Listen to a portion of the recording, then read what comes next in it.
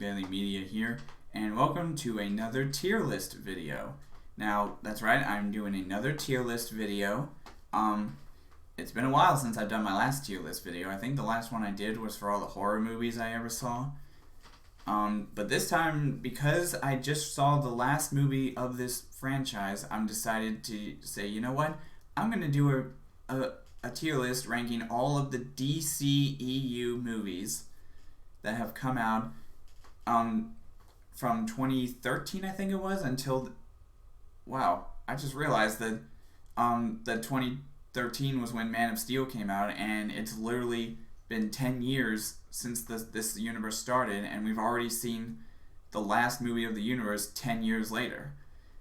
That is insane that it's only been 10 years from the DCEU, and it's been over 10 years that the MCU is still going. So that's insane. But so yeah, I recently just saw Aquaman and the Lost Kingdom recently with my cousin Tyler, and now I decided, you know what, instead of doing a review for Aquaman, I'm just going to rank all the DCEU movies that have come out in the last 10 years, and so that I can finally start getting hyped up for the new DC universe that's going to be made by James Gunn, who did the Guardians of the Galaxy films, which to me is why I'm glad they picked him to take over as the head of the DC universe. So without further ado, let's get into my rankings of all the DCEU movies. Hey everyone, how's it going? So as you can see, I'm back in another tier list video. Now this is, again, like I mentioned, the DCEU movies that have come out. And the reason why I'm doing this now is because I just recently saw Aquaman and the Lost Kingdom with my cousin Tyler Bailey. I'm not sure if he decided to start his own YouTube channel again, but like I said, I'm actually going to be going to a Christmas Eve party with him not long after we saw the movie together. So that's going to be fun. But for now, I'm going to be ranking all the DC movies that have come out this year. Or not just this year, but every DCEU based movie on how I felt about how they did with this whole universe, each movie individually. And because Aquaman and the Lost Kingdom is supposed to be the last movie of the whole universe, that's unfortunately how this is going to go. There's not really that many movies in this lineup, but we're going to start out with the very first movie that ever came out, Man of Steel.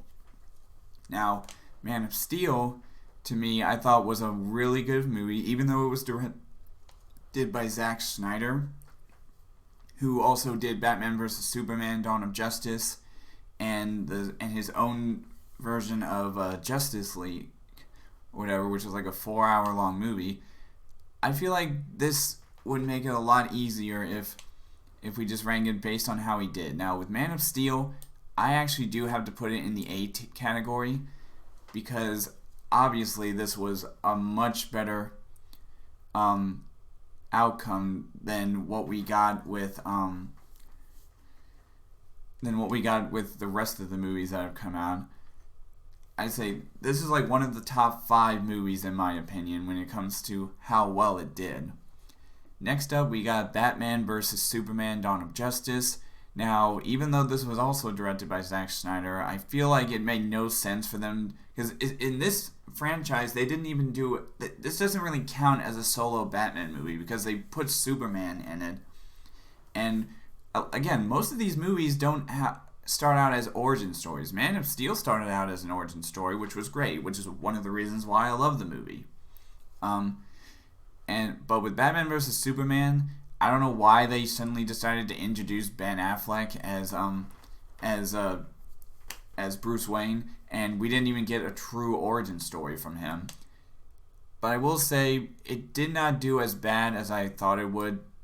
I mean, I still think it deserves to be in the C tier.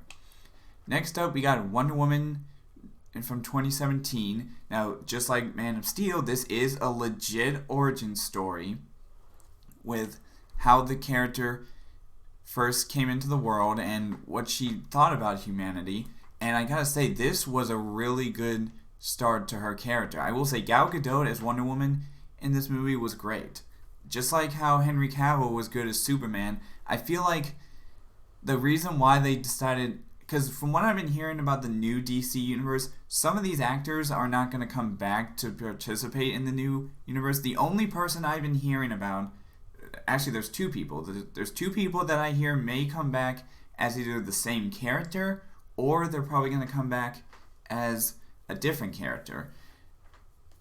Characters that I think are coming back as their characters is the guy who plays Blue Beetle, which we'll get to that movie in a little bit, and then Jason Momoa is rumored to show up in the new DC universe, but as a completely different character. He's not playing Aquaman in that universe. In this universe, he's going to be playing a character called Lobo. Again, if I read more DC comics, I would know who that character is, but it sounds like he's a villain towards Superman, which that would be interesting. But when it comes to Wonder Woman, her first movie, just like Man of Steel, did really well in my opinion, and I highly feel like they really should bring back Gal Gadot as her character of Wonder Woman, just because, again, it depends on who they cast to replace her as Wonder Woman in the new DC universe. I'm curious how that's going to go, but for now, we got Wonder Woman in the A category. I didn't create an S category mainly because there's no characters, or there's no movie that really did a successful thing, but I still think they did really well. Next up, we got 2016's Suicide Squad. Yep, you know that was coming. Suicide Squad 2016 was like one of the worst adaptations of that whole universe. And honestly, I'm curious to see how well Thunderbolts does in the MCU, because that's pretty much the equivalent to DC's Suicide Squad in a way, where they take bad guys or anti-heroes in a way and turn them into a team that's being run by the government. Like, I don't know how that's going to work out, but we'll see how Thunderbolts does when it comes out in 2025, if it still comes out then. But now we move on to the 2017's theatrical cut of Justice League that was directed by Avengers director Joss Whedon. Now, again, we got both the theatrical cut and the Zack Snyder version on here, but with the 2017 cut, I will say I didn't think it was as bad as Suicide Squad, but it still did really bad in my opinion. I hate the way that it seemed like things were cut up, which we'll get to another movie that seemed like that as well. That's later on in the video, but again, the 2017 Justice League was not very good in my opinion. It really wasn't. It felt like things were cut up, and that's probably why they decided to release Zack Snyder's cut on Max or whatever later on in 2021, which isn't kind of crazy. But then we get to the first Aquaman movie. Now, with Aquaman 1, I will say at the time I did not know what was going on with Amber Heard, and so I'm technically ranking this movie based off of what I thought at the time when I saw Aquaman 1, and I gotta say, this movie did okay, but I don't think it did well enough to end up in the B or A category. Now with C, do I think it was better than Batman vs. Superman? Yeah, I think I'll put it just above Batman vs. Superman, mainly because, again, this is from what I thought at the time when it was released. I didn't know what was going on between Amber Heard and Johnny Depp, which, again, I'm still Team Johnny. I know he's never going to see me saying that, but I'm always going to be on Team Johnny. He is the best Jack Sparrow from Disney, and I really hope that they pull out of the gutter in that scenario, because it sounds like he does not want to work with Disney again. Unless, of course, they get a new leadership. That could be the thing that saves Johnny Depp from not wanting to play Jack Sparrow anymore, is if they get new leadership, because I'm hearing that could be the case soon, with Bob Iger maybe getting removed as CEO after the whole proxy war has started recently between him and people like Nelson Peltz, Jay Rasulo, who apparently was the CFO at Disney from 2010 to 2015, but he's been at Disney since 1982, so he knows a lot more about Disney than Bob Iger ever would. So I'm curious, and now rumors about Elon Musk joining the proxy fight may be inevitable, so we'll see how that goes. But with Aquaman 1, yeah, I think it did a little bit better than Batman vs Superman, but I don't think it was good enough to end up in the A or B category. Next up, we've got the first Shazam. Now, the first Shazam, to me, I thought was really entertaining. It was really cool to see like this kid wanting to find his mom, who thought she abandoned him, but then he learns the true meaning of what it means to be part of a family that really truly cares for him, and then he becomes a superhero. Now, I will say Zachary Levi in the role, especially in the first movie, was really good. I love the way his comedic timing with his lines and stuff, and the little hidden adult jokes that they tried to shove in there. I thought this movie was really good, to the point where I may even say it goes into the B category. It wasn't as good as Man of Steel or Wonder Woman, but I still thought it did really well. Next up, we got Birds of Prey. Now, Birds of Prey is the second movie to feature Harley Quinn in this movie. Out of all the DC movies, this is only the second time that we see Margot Robbie play Harley Quinn. And I gotta say, this movie was definitely a lot better than I thought it was gonna be. Even though it's an all-female led movie, I still think it was good enough. Now, did I think it do as good as Shazam? No, but I still think it was better than the first Aquaman, which is kind of surprising to say the least. Now we get to Wonder Woman 1984. Yeah, I did not like the way this movie... There we go. I still think it was better than the 2017 Justice League or Suicide Squad in 2016, but I still think it was one of the worst movies few of the worst movies I've ever seen from the DC universe. Now we get to Zack Snyder's Justice League. Speaking of Justice League, now this is his 4-hour-long cut of the movie that I think did do much better than the 2017 cut, but did I think it do enough to be in the A or the B category? Definitely not the A category, but with the B or the C? I gotta say, to me, I think it is going to go in the C category. I think it was not bad, but because even though that post-credit scene in that movie was crazy and how it looks like it was hinting at something even better, it sucks that it kind of sucks for a lot of these Zack Snyder fans that there's never going to be a follow-up to it. But again, I am really excited to see what James Gunn has to offer in his new version of the DC universe, because he spent so much time with Marvel over the last 9 years that I think, or when he did the Guardians of the Galaxy films, that I really think he knows how to do a good team, especially like that in the DC universe. So we'll see how he does. But next up we have The Suicide Squad. Not Suicide Squad, just The Suicide Squad. And this is by James Gunn, as a matter of fact.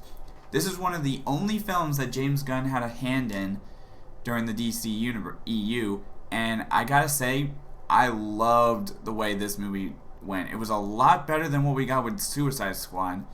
Heck, I think it was so much good that I actually would put it in the A category right as the top movie of the DCEU, which to me is insane. So right now I've got funny enough, I've got 3 origin stories in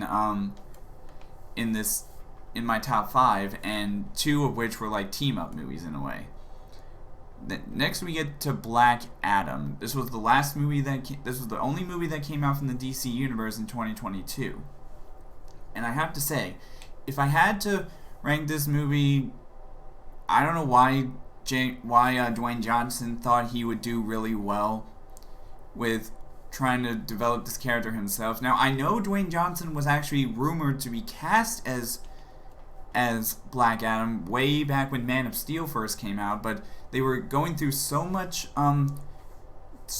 drama and behind the scenes issues with this movie when they first announced him as Dwayne Johnson as Black Adam that he didn't even end up looking the part. And I gotta say, I feel like this movie, I didn't think it was that bad, but it still is in the F category.